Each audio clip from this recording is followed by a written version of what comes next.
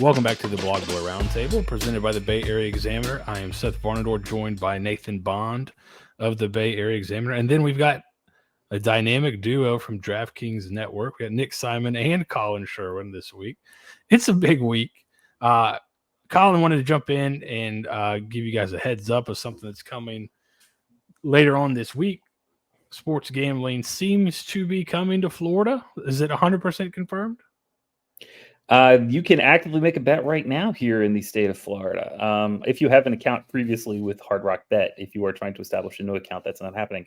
Anyway, just so you know, guys, now that we have legal sports betting here in the state of Florida, with an app in Hard Rock Bet that is certainly a platform, not one that I work for, but a platform that you can wager games on. What I would say is we should probably find ways to take all of their money. So I will be doing an online class 7 p.m. on Thursday.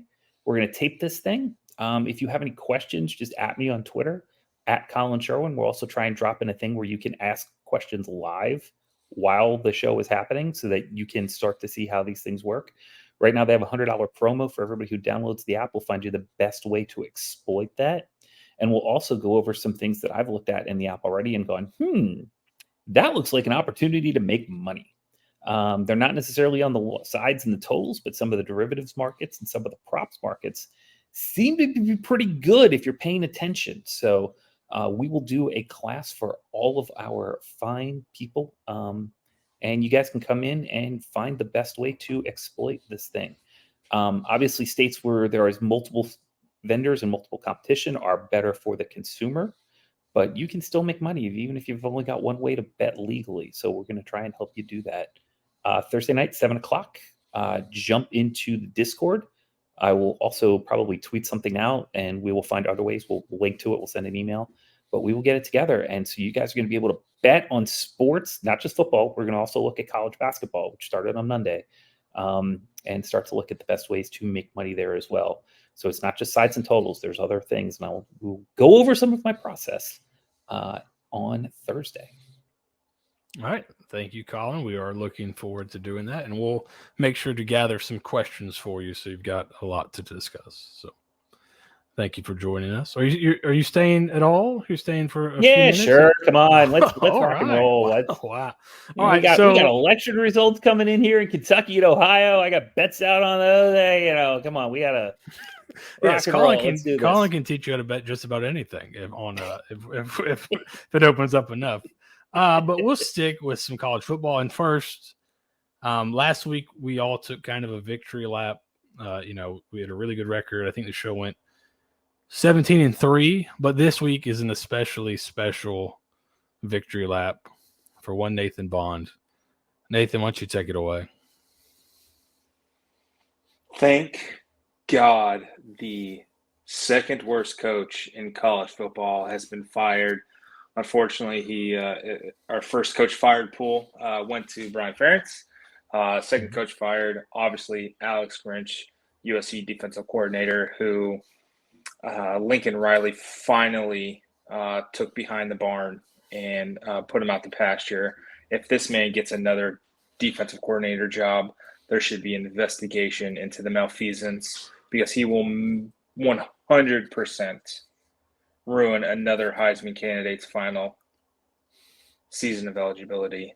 Poor Caleb Williams. He puts up, 42 points against Washington, and they had no shot in hell.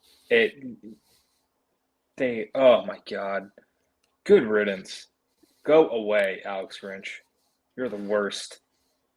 I don't know if you guys saw, there's somewhere you could zoom and enhance. When Caleb Williams went over to his mother, I believe, the piece of paper she was holding up said, Lincoln just told me he's going to fire Alex Grinch. And those were actually tears of joy after the game. So here's the thing. If Todd Orlando's team sucks as bad on defense as they do next year, all right, we're going to put him out the pasture too. It's okay to be bad in your first year. And if Alex Grinch had just gotten this team to moderately somewhat responsible in season 2, then show some improvement over what was a horrible defense last year. They might be worse this year. That's totally not acceptable at USC ever. And You mentioned Todd Orlando for our USF fans. I would venture a guess Alex Grinch and Todd Orlando are kind of cut from the same cloth, create havoc, force a lot of turnovers, and just give up just massive amounts of yards all of the time. And eventually the turnover luck does not break your way like it had for USC last season and for parts of this year. And this is what happens. What's funny, though, is Grinch was at Washington State with Leach and was pretty good there. And then he left there and took like an assistant job at Ohio State, right? And was considered to be like a rising star that you could pair with a high-powered offense. And that's why Lincoln Riley hired him in Oklahoma. And for some reason, he kept him. And it could not happen for much longer. So USC not really a factor in the playoff. And they just released the second round of the playoff standings. No big changes, really. I don't think the top 8 changed at all. Anything from that, guys, that you think bears comment? I'm a little surprised Alabama didn't move up, but I guess they'll have their chance to as the season goes on. It's just hard to put Alabama in front of Texas. Yeah. And it's hard to put Texas in front of Oregon, So I mean, if you put Texas 6, then you could maybe put Alabama 7 and Oregon 8, which was the Greg McElroy argument. But I think Oregon's loss was a better loss at Washington in what was a coin flip game and came down to how many 2-point conversions that Oregon correctly went for. So math just didn't work out. I mean, did the math smart thing and it didn't work out. But I think in the long run, and they're going to be a favorite in Vegas by what, 4.5? If that's a rematch in the Pac-12 championship game. So yeah, I think it's right. I guess my question is, and this is something that may not end up mattering at all, but let's say this is something you've seen going around. Let's say Alabama beats Georgia in the SEC championship game. They both go there, win out. Would you put Alabama in over, would Alabama be in for sure with a win over Georgia? Not even knowing how anything else shakes out. Do you think that's again, that's tough because I'm just pulling up the schedule right now. So Ohio State, Michigan is going to cancel each other. Yeah, out. somebody's going down there. Georgia's going to, in this scenario, Georgia would have the loss to Alabama. So that's Ohio State, Michigan. Then assuming Florida State and Washington or Washington, Oregon wins out, you may sneak Alabama in there at the 4 seed. I don't know. It's like this is kind of it's a very fascinating this year, just like the Heisman race. It's a very fascinating race for the college football playoff because even though you kind of still see the same teams, like Alabama's in the mix, Georgia's in the mix, Michigan's in the mix, there's also still a feeling that a lot of stuff can still change between now and this time next month when we're getting into conference championship season, conference championship games, instead of like years past where we kind of already know basically who's going to go to the playoffs. Like you mentioned, like the top 8's basically the same. Any number of those teams could still like get in by the end of the season. So yeah, there's all kinds of scenarios that's going to play out over this next month or so. And it's fascinating. Yeah, the really interesting one would be if Ole Miss beats Georgia, and then Bama wins the West, wins the SEC. Then what happens if Ole Miss is there with one loss, lost to Alabama? Alabama's the SEC champion. If you get a couple other losses, Ole Miss would have a say a little bit. But speaking of Ole Miss in Georgia, that is this week, but it is not probably the best game of the week. It's probably second. So let's go ahead and get into this week here. We start with a game that I think has a little bit more hate than usual. Michigan goes on the road to Penn State. It's a noon game, so you don't get a whiteout there. Michigan is a 4.5-point favorite right now with the total at 46. Michigan is a team that the metrics seem to love. They haven't really played anybody, but they are crushing everybody they play. Colin, does that does their schedule give you any pause when thinking about this Michigan team against Penn State? The schedule is always going to give you pause because, it's all fun and games till you get hit by a team with equal talent. But Penn State doesn't have equal talent. This opened 5, got bet down to 3.5, got up to 6 in some places earlier today, and has started to come back down. Is now at 5 or 4.5, depending on where you look. I think this closes closer to 6 than it does to 4. I think Penn State just does not have the horses. This is not the right type of matchup. And I think Michigan runs the ball down their throat. Penn State's defense is strong, but I think they will just wear them down. And I really like Michigan here on the road. Ohio State 120-12 on the road, really held that offense, Penn State offense in check. I think that happens again here, and I think it actually happens bigger. So I'm looking at a 2-score or more win here for Michigan, and I think they make this look pretty easy.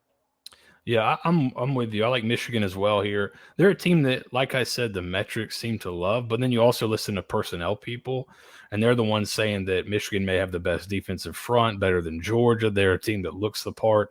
So when you kind of put those two things together, you feel pretty good. And they have a psycho at head coach that's got an actual vendetta against everyone now. So I think that's going to help. Ann Arbor versus everybody. Yeah, Nick, you are on the Harbaugh psycho train as well. You rode them to a couple off the board wins earlier this year. Are you siding with Michigan here as well at Penn State? 100%. I mentioned a couple weeks ago I trusted James Franklin in a big game once. Not gonna make that mistake again. Not gonna let that happen again. I still, even schedule be damned. This is like their first. They're playing a team with a pulse for the first time, but I still think this is the best team, the most complete team in the country. And now, especially after the last couple of weeks, they're really the Colt in Ann Arbor is circling the wagons and like it's us versus everybody, and they're going to beat Penn State with a hammer here. It's not going to be pretty. I'm all over the Wolverines in this game. All right, Nathan, we've got everybody. So Vito and Stieg are not here tonight, but they both picked Michigan as well. Are you siding with Michigan to make it a clean sweep, or you got Penn State or something on the total? Michigan minus 4.5. We said it a few weeks ago when Ohio State and Penn State played. Like, you got to prove it to me. Like, prove to me you're actually different than you've been for the last 10 years. Until then, you're good. You're not as good until you prove it. Michigan easy. All right, so that's a clean sweep for Michigan. Next game is a game maybe a month ago. Looked like it was going to be an awesome game, one that used to be an awesome game every year when, about 15 years ago. We've got the Miami Hurricanes at the Florida State Seminoles. Florida State is a 14-point favorite. The total is at 50.5. Stieg likes Florida State. Vito likes the over 50.5. Colin, what are your thoughts on this game? Well, I hate to be a chalk-eating weasel, but get that 14 before it's 17 because there is no freaking way on earth this line's coming under it. Man, Tyler Van Dyke is a broken human being. It is sad to watch that kid play football. He has regressed. I don't know how hurt he is.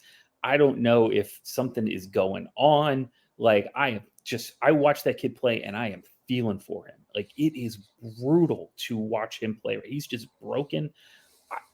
I don't know who they have behind him. I'm not sure what would make more sense if you just throw somebody else out there just to possibly potentially give you a spark. If they were to put like just some unnamed random 4-star true freshman that I've never heard of out there, I'd probably mark this game at maybe even 13. Like, I would probably give Miami points if they would just not start Tyler Van Dyke here. It is really, really bad. Defense still is pretty good for Miami. They can still force turnovers. They can do some things. I think the other thing to look at here is Wilson and Coleman. Do we know how Johnny Wilson and Keon Coleman, are they injured? Are they going to play? What do we got? Do we know? I was just about to ask you, so no, I don't know. I see them listed as questionable. Norvell, I was looking it up. Norvell gave some vague answer, of course, like, oh, well, we'll know at the end of the week. But so who knows? All right. So Colin likes Sure. FSU. Colin likes Johnny Wilson is questionable. Keon Coleman questionable. Let's assume they both go, even if they're at 70%. I still like FSU here. I think this turns into an absolute just a pasting unless Miami can find a way to not have Tyler Van Dyke at quarterback. Nathan, what is your leaning here? Florida State, easy. Miami sucks, and I love Jordan Travis. He was my dark horse candidate for the Heisman this season. He probably won't win it. I don't think his passing numbers are quite to the level of the typical Heisman candidate. But I really like watching this team play, and they're fun, and I think it's fun when Florida State is good. All right, Nick, which way are you headed here? Jordan Travis third in Heisman odds. He's been hanging around there. He's just under Nix and Penix, but like he's been hanging around, so you never know this last month. But oh yeah, just similar to the Michigan game, this is easy. It's Florida State. I said this like a month ago when it happened that idiotic decision not to kneel at the end of that game, it's gonna kill Miami's season, and it's killed their season. I think this is the last real thing that they really have to play for at this point, and I just don't envision them. I don't envision them keeping this close because Florida State's just gonna run over them. The only thing that does give me pause is the status of Coleman and Wilson, but I think that they'll get up for this game, and it's not going to be pretty, especially that this is going to be a big-time matchup in dope like that. Nah, man, Seminoles all day. Do we you mentioned Jordan Travis. I agree. He's probably not going to win it. But I think Jordan Travis has earned his way to New York City. I think he's actually going to get to the ceremony, which is considering where that kid started his career and considering everybody in Tallahassee wanted him like nailed to the bench 3 and 4 seasons ago. It's a hell of a story. So fantastic job by him. And I'm really glad he's going to get his shine there. Yeah. A couple games notwithstanding, I feel like this game's always close. So I'm actually going to take Miami plus 14. What? I'm going to hold my nose and take it. Do you watch football? I do. It's 14 for a reason. So I'm going to take 14 because people don't watch football. That's why it's 14. I'm going to take it. We'll see what happens. Stranger things have happened. I would not think they would win, but 14, I would imagine this game's something all those guys have circled. Now, last year they got their doors blown off. That may be extra motivation. That may be make them a little or easier to quit this year. But I'm just going to take the points in this heated rivalry. It seems like once every 10, 15 years it's a blowout, but typically these are tight games. So I'm going to take it. Let's go on to Ole Miss at Georgia. Georgia's a 10.5-point favorite. Over-unders at 58.5. I like Ole Miss. I don't. Again, this is another one. I may look like a moron later on, but I don't think this Georgia team, watching them against Florida a few weeks ago, they're not at the same level as the previous Georgia teams. I think if you have a good offense, you can move the ball on them a little bit. 10.5. I think Kiffin will probably try to keep scoring to the end of the game, so maybe it could be a backdoor situation, but I like Ole Miss. I think they're probably the best offense Georgia's played this year, I would guess. So even though it's at home, I'm going to take Ole Miss. Vito likes Georgia. Stieg likes Ole Miss. Colin, where are you leaning here?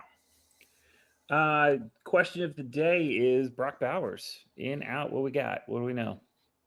I think he's out. That surgery is like a 4 to 5 week recovery, right? The tightrope. So no chance. Okay, so I wouldn't think, but I haven't heard. I'll look, but I haven't heard. My thought was he might be back for Tennessee. Okay. If that is the case, I am definitely going to stick with what I was going to do. Yeah, he is doubtful. He is officially listed as doubtful. And otherwise, and Ladd McConkey is on the list, but I don't have a status on him either. McConkey would actually, him being out would actually move this line just as much almost as Bowers. Very good. I see this at 10.5 right now as well. I think if you're going to get it, go ahead and get it 10.5 because I think this closes either at 10 or below. Because I like with 10.5 the Ole Miss Rebels. I think that they move the ball efficiently enough. I think this is just a spot matchup where you hate going between the hedges. Like that's never fun, but if anyone can show that they can score big points on the road, it's been Ole Miss under Lane. Jackson Dart seems to be playing better now than I ever thought he would. There was a time there where, when he was first at USC, I was like, oh, this kid's the second coming, and then he starts to fall off a cliff. But it seems like he's starting to get some comfort with this offense. And Ole Miss, they're not good defensively, but they can slow you down just enough to make it annoying. And I do think that's what's going to happen here. Ole Miss defense only allowing, where did I find it? Yeah. So 5.1 per play seems high, but total yardage for a team that gives up as many possessions as they do is only 365. And in the modern SEC, with the pace of their offense, to only be giving up 365 yards against an SEC schedule, that's actually not bad. So I think they hang around here. I need the hook to bet it. But yeah, I'm going to take Ole Miss, especially at 10.5. I'd still bet them at 10, but with the hook, I might actually put real money on it. And it's a difficult, you kind of mentioned the schedule spot, but Georgia is going to be, it's Florida. Then last week against Missouri. So you have a big kind of emotional game against Florida, a tough game against Missouri. Then I think next week they play at Tennessee, I believe. Yeah. So right in the middle of a kind of a tough stretch for Georgia. Now they haven't seemed to have any issues previously. Nick, which way are you leaning here? You got a side, or are you thinking total? I'm on the dogs here. It's kind of a similar principle as my Michigan over Penn State pick. Man, their offense is like Ole Miss's offense is great. Jackson Dart's been really good. He's been killing it for this team. But man, going into Sanford Stadium and like at least keeping this, I don't see it. I just don't see it with this Ole Miss team. I don't think this Georgia defense will allow over 200 receiving yards to Trey Harris as Texas A&M allowed last week. I got to see it from Lane Kiffin and Jackson Dart in these big games, like against the top tier teams in the SEC, and I just don't see it. I just think that this is a type of game where, it may get kind of squirrely for Georgia in the first half, but then they're going to eventually grind the Rebels down and win this game by like 2 touchdowns. So I'm on Georgia here. Nathan, is this where Lane Kiffin sheds his Nepo baby tag you gave him earlier this year, or is this where does this confirm it? Where are you going? Oh, Georgia 10.5. I don't trust Ole Miss. I don't trust Lane. I gotta see it. He hasn't beaten the Nepo baby charges yet. No. Lane, there's a lot on the line this week, is all we're saying. So, all right, so that one's perfectly split. 3 Ole Miss, 3 Georgia. And now we go off the board. So I'll start because the pick I wrote down during my daughter's gymnastics class is also the same pick Vito gave. We both like Alabama minus 10.5 at Kentucky. Just on the surface, it seems low, but then I also think Kentucky's a little bit over. I think that Florida win is a lot overvalued. Florida, as we've kind of seen, is not a great team. So that big win against Florida is not that big of a deal. They played a team kind of similar level to Alabama. We played at Georgia and got their doors blown off. So I don't think they'll be able to run the ball on Bama, and I think Bama can do enough on offense to cover the 10.5. So Vito and I both like that. Stieg likes Oklahoma State minus 2.5 on the road at UCF. He is an old school Cowboys fan from way back when, so he's still riding the wave. Stieg loves Pistol Pete. Nathan, where are you heading here off the board? So I am going to the American, and I'm picking the Rice at UTSA game, which is UTSA favored by 14.5 points. Daniels doubtful. Oh, you cut out for a second. What? Am I good now? Yes. I think Okay, we were talking about JT Daniels, maybe. Yeah, JT Daniels, doubtful. He's in concussion protocol for this game.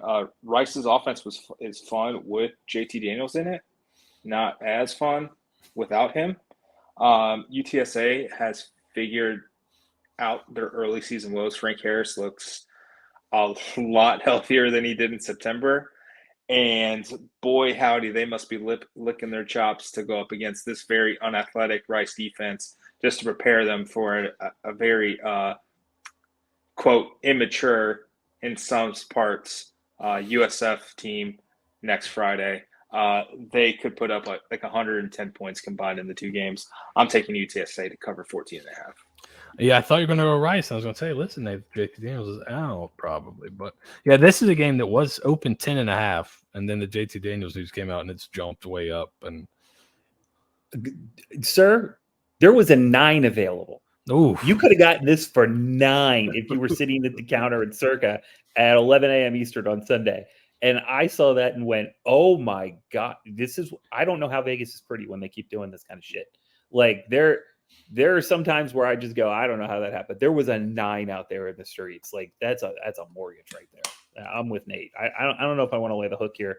I did get backdoored pretty badly by UTSA earlier this year, who took up on third and goal from the 2, took 30 yards in unsportsmanlike conduct penalties, and then gave up a 75-yard drive the other way via prevent. And it cost me a really brutal cover. So that was one I do, but like a 9, get out of here. That's a joke. That's a terrible line. But yeah, I like Nate's side for sure.